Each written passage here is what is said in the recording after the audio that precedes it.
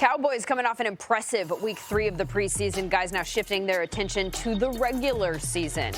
Yes, there's a 4th preseason game before that, but we're not going to see any starters in it. And there are some starters we're wondering if we'll even see in week 1. A handful of guys dealing with injuries there in Frisco, where Jane Slater joins us now. Jane, are they going to be healthy in time for the Giants?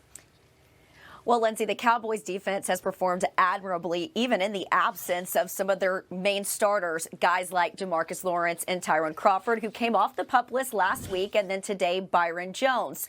Now, head coach Jason Garrett did tell us that Jones is still not ready to be a full participant, so he's going to remain limited, which makes week 1 a little unclear for him. With that being said, though, the safety turned corner had a big year under first-year passing coordinator Chris Richard. It also earned him that first Pro Bowl selection.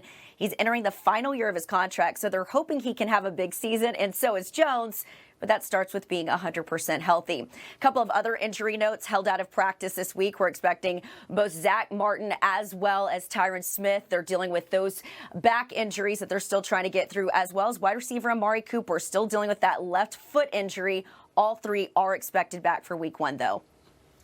Thank you, Jane. Also Cowboys related today, this quote right here from Ezekiel Elliott in a new Maxim article that came out today. I love playing for the Dallas Cowboys. I love the organization, my teammates. I do want to be a Cowboy for the rest of my life, and hopefully that's a possibility.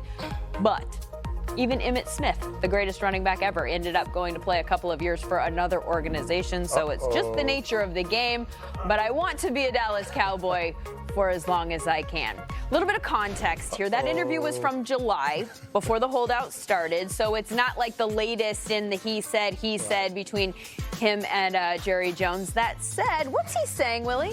Well, what he's saying is there's a market for Ezekiel Elliott. Like, he's one of the best players out there at the running back position, and he holds a lot of leverage in this situation. Since 2016, he's come into the league. Nobody has had more touches than this man right here. He knows that this game plan on the offensive side of the ball goes through him.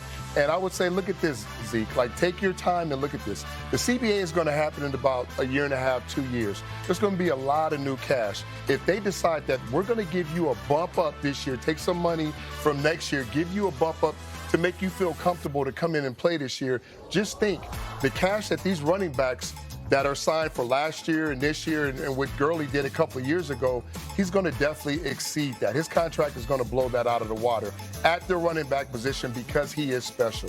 So there's a lot of things for him to think about. So are you suggesting he not sign a long-term deal right now and he wait? I wouldn't. I would say give me a bump up in cash this year, make it worth my while. I'll come in for this year and then go in and do the blockbuster deal. Well, that is a totally different spin on all of this. We'll see if he's listening.